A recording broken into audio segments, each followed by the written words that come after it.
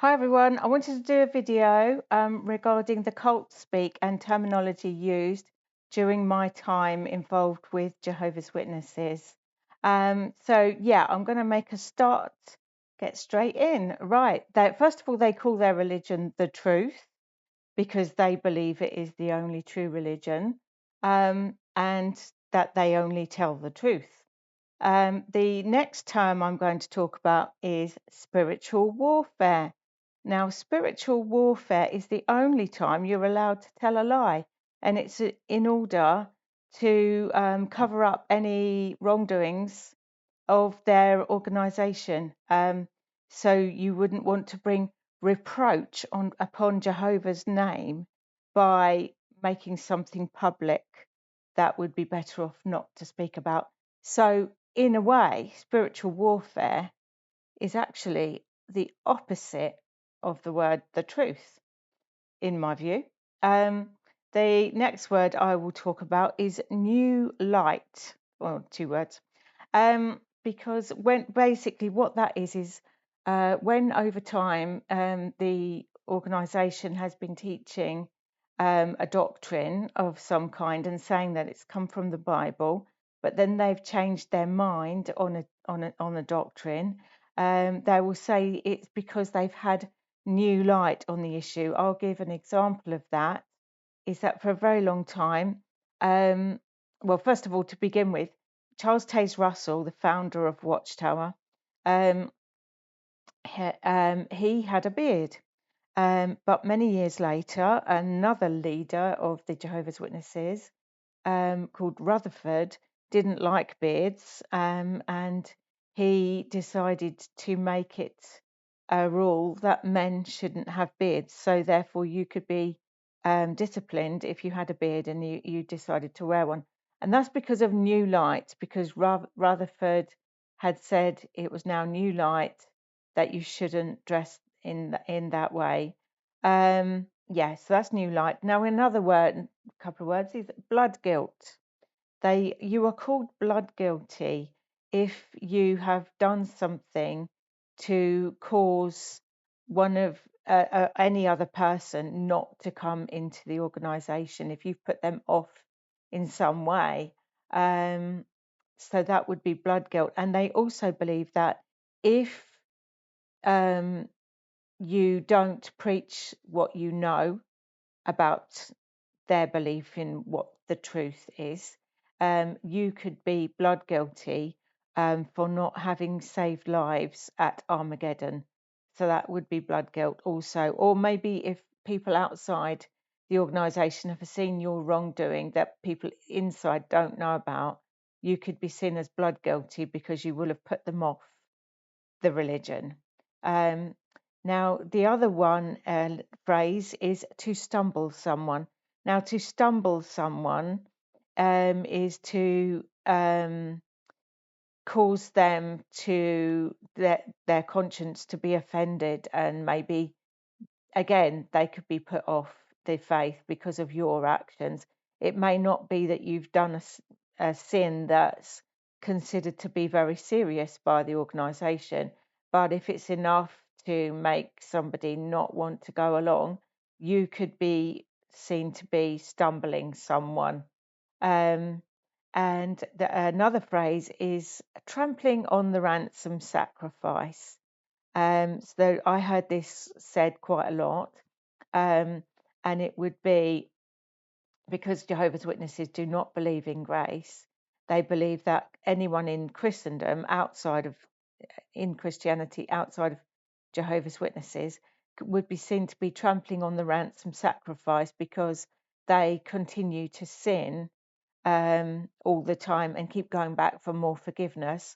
And Jehovah's Witnesses believe that you ought to be disciplined when you sin and not just freely allowed back into your congregation. So you would be seen to be trampling on the ransom sacrifice if you kept on falling down and sinning over and over again. Now, some more, another group of words I have here is field service. Field service is when the Jehovah's Witnesses go out and knock on doors, or go into the streets and stand and give out magazines, etc. That's field service when they're doing their preaching work.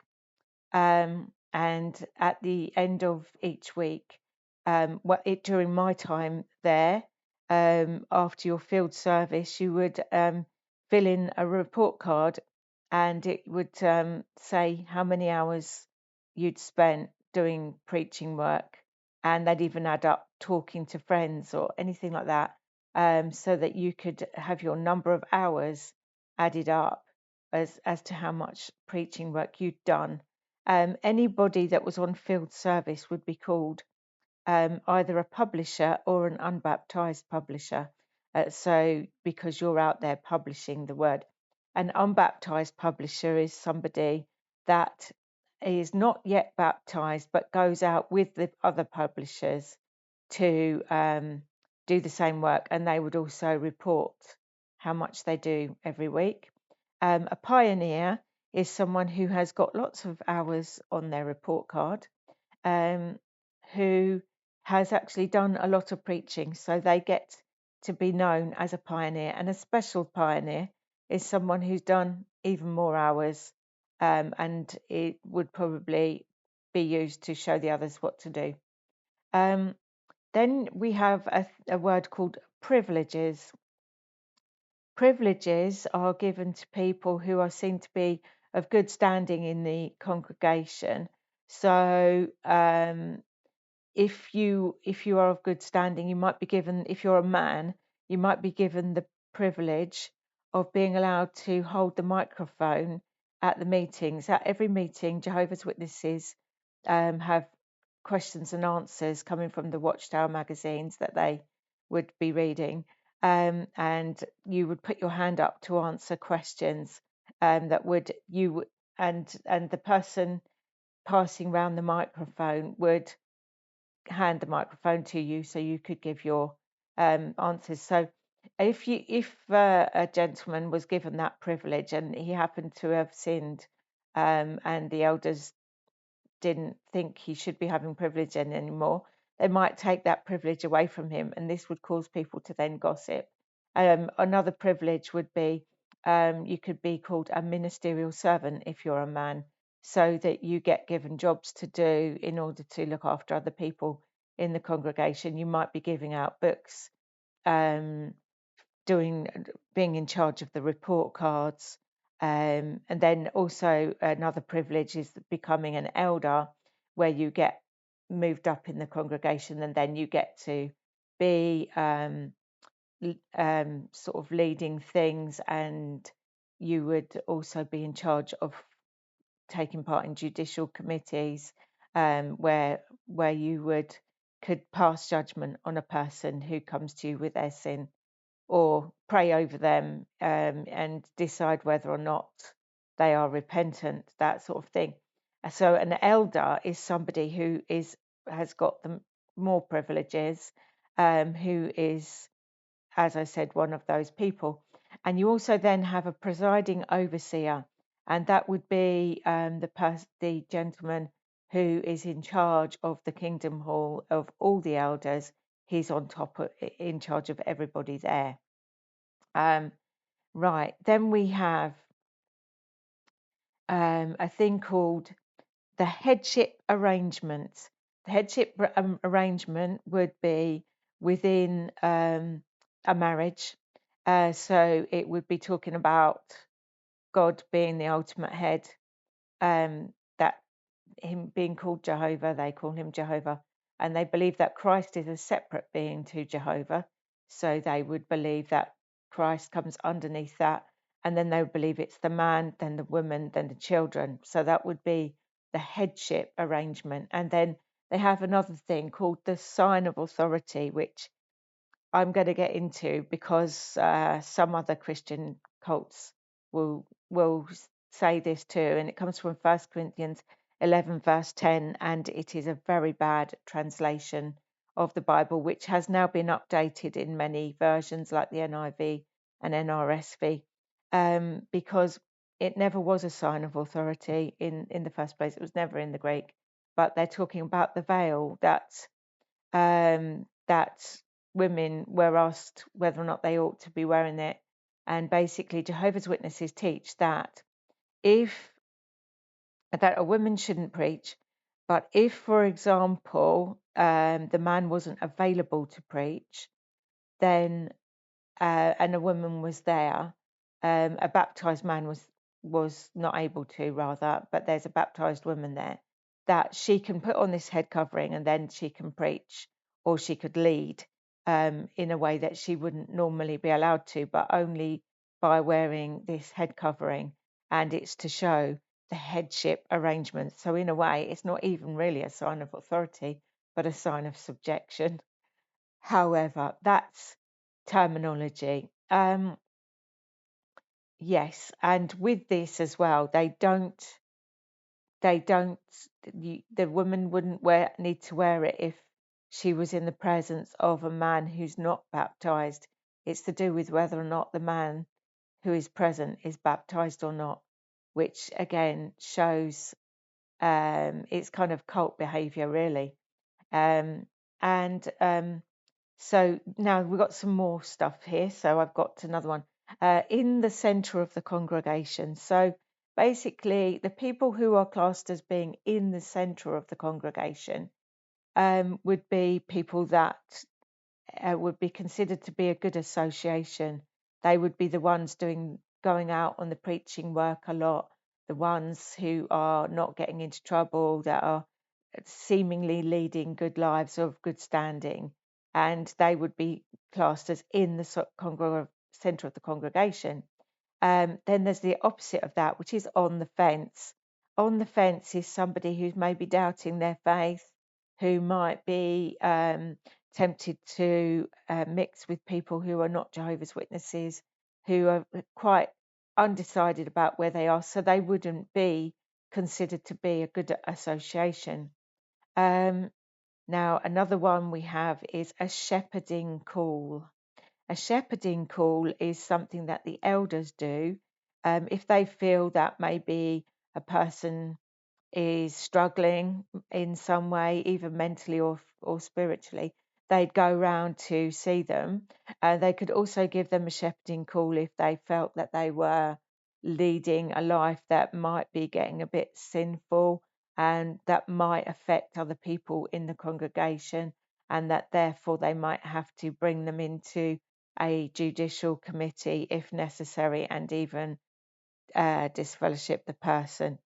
But in this shepherding call, we'd have a thing called counsel, where if a person was doing wrong, they would give them counsel.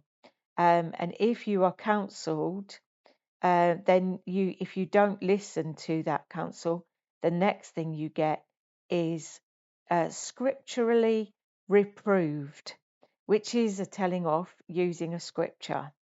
And then this can either be done as a private reproof, which is whereby the elders would do this without letting anybody else know, because they feel that if other people in the congregation don't know about your sin, then there's no need to warn the congregation of the bad behaviour that has taken place. If, however, somebody else in the congregation did know about your wrongdoing, they would give you a public reproof. So then they would give a shepherding talk from the platform about the sin that's been committed. And they would then have to say that your name and that you are marked. So you being marked means that people have to be careful of you because of your behaviour. And a judicial committee would be set up which would comprise of 3 elders who, if you were in trouble, they would call you to the judicial committee. They would discuss your sin with you. They would use scriptures to tell you why it's wrong. They would go into quite a lot of detail. I've heard that some people have had to discuss in real detail, according to the Shepherding the Flock of God book, that the elders are asked to ask you specific questions which could be quite embarrassing, especially if your sin has been of a sexual nature. They can ask you quite intimate details about all of it. Yeah, so that would be in there. Now, if you are considered to be unrepentant of your sin by these three men, you can be disfellowshipped. And then there would be this shepherding talk from the platform again, and they would talk about they would give a talk on the nature of the sin and bring out scriptures about that sin. And at the end of the talk, they would say your name and that you are disfellowshipped. So although they don't say Joe Bloggs has committed adultery, but they would give a talk about adultery and then say Joe Bloggs is disfellowshipped, so everybody would guess. And another word is disassociated. Now, disassociated is different to disfellowshipped. Disassociated is when you decide that you no longer want to be a Jehovah's Witness for some reason, and you write them a letter and you say, I no longer want to be a Jehovah's Witness. So then you are treated the same as disfellowshipped, but it's been your decision to walk away. And you are treated the same way as disfellowshipped, in that they will tell your family and friends and everybody in the congregation will not be allowed to speak to you until the elders have deemed you repentant. So this could go on for a long, long time, and you would be expected to turn up at 3 meetings a week, with nobody speaking to you, and just listen to what's being said, and that would be it. So, and yeah, and then when they decide that they feel it's enough, then you're allowed back. And my husband was a disassociated person who decided to come back, and it was just under a year that he was going through this, and yeah, he was due to be reinstated, but he passed away, so it didn't happen. But that's what reinstated means, is when you're back in the congregation again. Now, we also have the term minor sin, serious sin, which are obviously that, they're a small sin or a big sin. And you have the in between, which is called, well, it's not really in between, actually. It's called a matter of conscience. Matters of conscience are things which not everyone considers to be a sin, and it's something that you can decide on for yourself. So this is a very unusual. So you have these kind of gradients of sin, really. Yeah, and then they have this saying to bring reproach on Jehovah's organization.